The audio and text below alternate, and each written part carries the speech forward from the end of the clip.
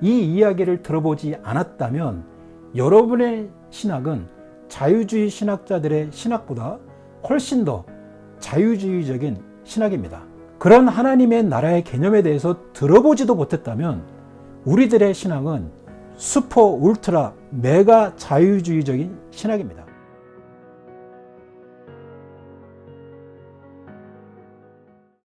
여러분이 믿는 하나님에 대한 신앙은 자유주의입니까? 복음주의입니까? 최소한 교회를 꾸준히 다닌 사람이라면 복음주의, 자유주의라는 이 단어를 들어본 적이 있을 겁니다.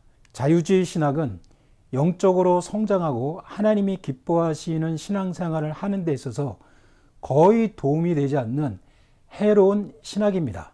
자유주의라는 단어 자체는 좋은 뜻으로 해석될 수 있지만 이것이 우리의 신앙과 믿음의 영역으로 들어오면 자유주의 신학은 굉장히 해롭고 영적으로 건강하지 않은 신학이라고 말할 수 있습니다. 오늘은 자유주의 신학의 대표적인 특징 한 가지를 함께 나눠보면서 혹시 나의 신앙 가운데 자유주의적인 신앙의 요소가 있지는 않는지 한번 점검해보는 시간을 가졌으면 좋겠습니다. 자유주의 신학의 대표적인 특징 한 가지만 간단하게 살펴보도록 하겠습니다. 자유주의 신학은 킹과 킹덤이라는 단어에 대해서 극도로 거부감을 나타내고 그것에 대해서 혐오합니다. 킹은 무엇입니까? 성경은 예수 그리스도께서 왕이시라고 이야기를 합니다. 그분이 모든 세상 나라와 이 세상의 왕이시다. 그리고 그 킹이신 왕이신 예수께서 온 세상을 그의 킹덤, 그의 나라로 다스리는 시대가 온다. 그것이 하나님의 나라, 킹덤 오브 갓이라고 성경은 우리에게 분명하게 가르치고 있습니다. 성경은 복음을 하나님 나라의 복음이라고 분명하게 명명합니다. 다른 복음은 없습니다. 하나님 나라의 복음만 있을 뿐입니다. 그런데 이 자유주의 신학은 킹과 킹덤이라는 이 성경의 가르침에 굉장히 민감해하고 거부감만 나타내며 이것을 배격합니다. 첫 번째, 예수 그리스도가 킹이라는 사실을, 왕이라는 사실을 배격합니다. 왕은 한 명입니다. 한 나라의 왕이 두 명일 수가 없습니다. 킹이라는 이 단어 자체에는 절대자, 유일한 자라는 의미가 내포되어 있습니다. 예수 그리스도는 왕으로서 인간을 구원하실 유일한 구원자이시며 그분이 온 세상을 다스릴 유일한 왕이시다. 자유주의 신학은 이것을 거부하고 배격합니다. 그래서 이 킹이라는, 왕이라는 절대적인 개념의 단어에다가 종교적, 윤리적인 지도자, 사랑을 강조하는 인류의 스승, 사상과 이데올로기의 창시자, 도덕과 윤리의 스승, 성인 군자로 바꿔놨습니다. 그리고 한 명 이상일 수 없는 그 왕의 자리에 다른 종교의 그 가르침과 위대한 성인 군자들을 통해서도 구원을 받을 수 있다는 종교다원주의를 주장합니다. 두 번째는 킹덤입니다. 자유주의 신학은 킹이라는 단어와 함께 킹덤이라는 단어에 더 민감한 알러지 반응을 일으키고 이 단어에 대해서 굉장히 혐오하고 이 단어가 무식하고 교양이 없고 극단적인 신학이라고 치부하고 배격합니다. 킹덤의 영어 단어는 킹과 도메인이 합쳐서 만들어진 단어입니다. 도메인은 땅이라는 뜻입니다. 땅과 영역이라는 뜻이죠. 한 왕이 땅을 다스린다. 그것이 킹덤이라는 단어예요. 왕이 세상을 다스린다는 것이 킹덤입니다. 그래서 지금도 킹덤 오브 스웨덴, 킹덤 오브 네덜란드, 킹덤 오브 브리티시, 킹덤 오브 캄보디아 이렇게 아직도 왕정 국가를 유지하는 나라들이 있죠. 킹덤이라는 단어 자체는 이 세상에 세워져 있는 어떤 나라를 의미를 합니다. 하나님의 나라, 킹덤 오브 갓도 본질적으로 하늘의 영역이 아니라 이 땅에 세워지는 하나님의 나라를 의미합니다.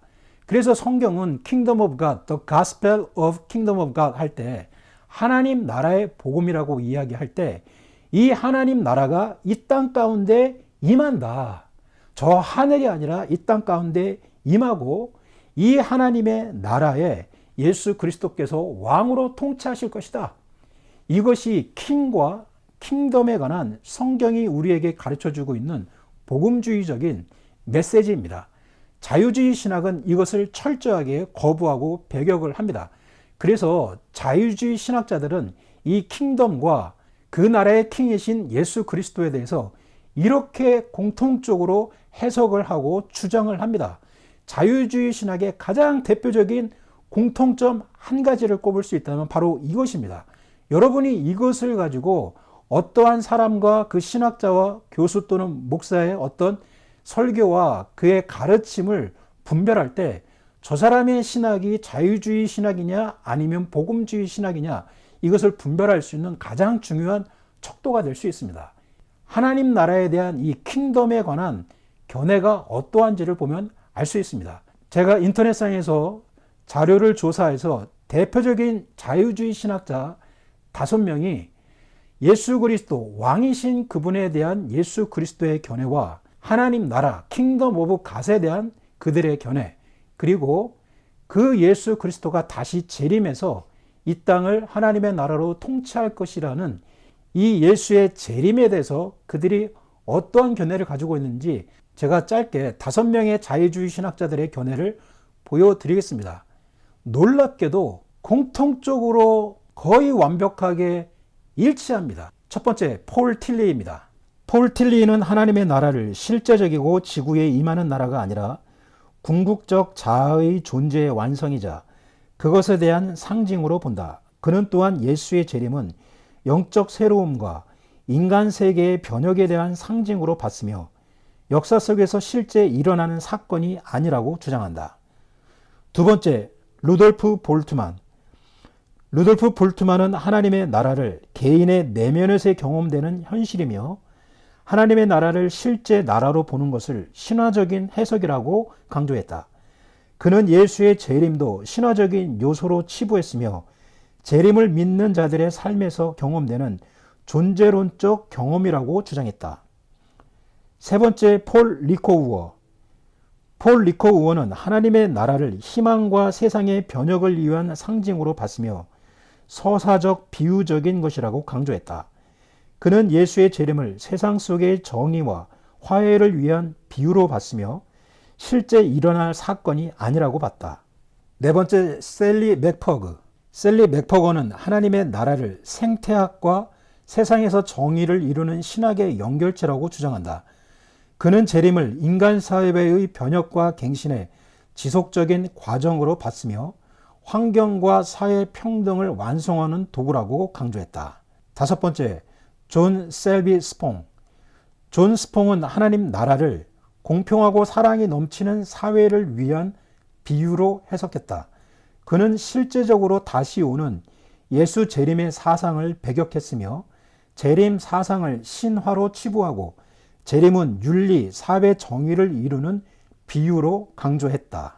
여기에서 우리가 알 수 있는 것처럼 자유주의 신학자들은 서로 모여서 우리가 자유주의 신학을 이렇게 합의하자라고 회의를 한 적이 없지만 그들이 가지고 있는 공통적이고 거의 똑같은 견해는 하나님의 나라 사상을 배격하는 겁니다. 그리고 그 하나님의 나라가 실제로 물리적으로 가시적으로 이 땅에 임한다는 그 성경의 가르침을 배격하고 거부하는 것입니다. 그리고 예수 그리스도가 그 나라의 왕이시며 실제로 그분이 온 세상을 통치하실 것이라는 이 하나님의 나라의 복음에 대해서 극도로 혐오하는 사상을 가지고 있습니다. 그래서 이 하나님의 나라를 전부 다 어떻게 바꿔버렸냐면 이 하나님의 나라는 그냥 믿는 자들이 개인의 내면에서 마음에서 경험되어지는 그런 경험이다. 윤리적인, 도덕적인, 인격적인 완성의 과정이라고 할 수 있다. 그리고 그 하나님의 나라를 전부 다 비유, 상징,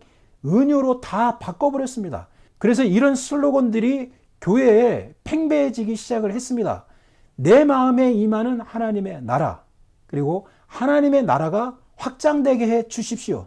여러분, 이것이 얼뜻 들으면 굉장히 좋은 말인 것 같지만 여러분, 하나님의 나라는 내 마음에 임하는 그런 종류의 성격이 아니에요. 우리가 하나님의 통치를 받을 때 우리 마음 가운데 평화와 기쁨을 누리는 것, 그것들은 좋은 것이지만 그것 자체를 하나님의 나라라고 성경은 이야기하지 않습니다. 그리고 하나님의 나라는 인간의 힘으로 확장하고 만들어낼 수 있는 그런 종류의 것이 아니에요. 본질적으로. 하나님의 나라는 언제 완성이 됩니까? 지금 이미 하나님께서 그 하나님의 나라를 시작을 하셨지만 그 하나님의 나라의 완성은 예수 그리스도께서 이 세상에 다시 재림하셨을 때 그때 완성이 되는 것입니다.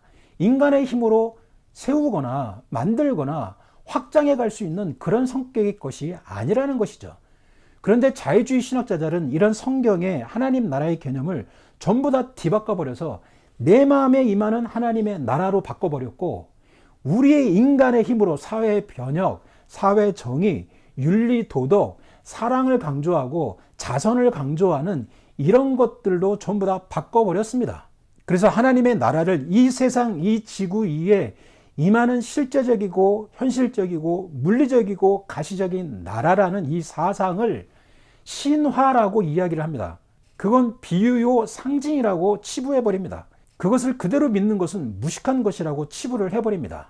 그리고 그 하나님의 나라는 내 마음에 임하는 나라, 우리의 마음과 우리의 영에 임하는 나라, 그것을 내 인격의 어떤 성장과 사회 변혁과 개선으로 보는 이런 인본주의적이고 세속주의적인 신학이 현대 교회를 점령해 버렸습니다. 여기서 제가 한 가지 문제 제기를 하고 싶은 것은 아주 많은 경우에 많은 현대 기독교인들이 이렇게 예수 그리스도와 하나님의 나라에 대해서 인본주의적이고 세속주의적인 이 자유주의 신학보다 현대 기독교인들이 훨씬 더 자유주의적인 신학을 가지고 있습니다. 왜 그러냐면 이 자유주의 신학자들은 성경에서 이 땅에 임하는 하나님의 나라에 대한 개념을 알고 있었어요. 그러나 그것을 거부하고 배척한 겁니다. 그런데 여러분, 현대 기독교인들의 문제는 뭐냐면 하나님의 나라가 이 땅 위에 이 지구 위에 실제로 세워지고 그 나라를 예수 그리스도께서 영원토록 통치하신다는 성경이 얘기하고 있는 이 하나님의 나라에 대해서 들어본 적이 없다라는 거예요. 자유주의 신학자들은 그것을 알았어요. 그러나 그것을 배격한 것입니다. 근데 현대 기독교인들은 그것이 있는지조차도 모르고 하나님의 나라가 이 땅, 이 지구 위에 실제로 임한다라는 이 이야기를 하면 그거 이상한 신학 아니야? 그거 이단 아니야? 이렇게 이야기를 하고 있어요. 자유주의 신학자들보다 훨씬 더 자유주의적인 신학을 가지고 있습니다.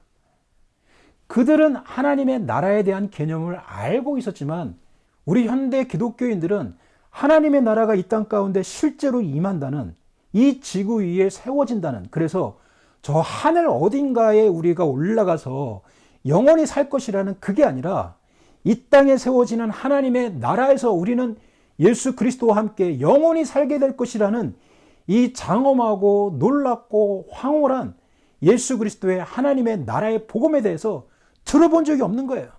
그리고 예수님의 재림에 대해서 이야기를 하면 이상하게 생각을 합니다. 그리고 현대 교회는 재림에 대해서 무서워하고 두려워합니다. 이것이 과연 복음주의 신학입니까? 여러분이 만약에 이 땅, 이 지구, 이 세상 위에 예수가 다시 재림해서 하나님의 나라를 실제적이고 가시적이고 물리적인 나라를 세우시고 그 나라를 영원토록, 짧게 몇 년 통치하는 게 아니라 영원토록 통치하신다는 이 이야기를 들어보지 않았다면 여러분의 신학은 자유주의 신학자들의 신학보다 훨씬 더 자유주의적인 신학입니다. 그런 하나님의 나라의 개념에 대해서 들어보지도 못했다면 우리들의 신학은 슈퍼 울트라 메가 자유주의적인 신학입니다. 자유주의 신학은 리버럴한 것이고 그것은 다시 말하면 세속적이고 인본적이고 세상적인 신학이라는 것입니다. 여러분, 이제는 우리가 죽어서 천당 극락가자는 이런 천당 신학에서 벗어나서 이 땅에 임하는 하나님의 나라에 대한 복음을 다시 회복해야 됩니다. 죽어서 천국 가자는 천당 복음, 이 땅에 임하는 하나님 나라의 복음, 여러분이 믿는 신앙은 어떤 복음입니까?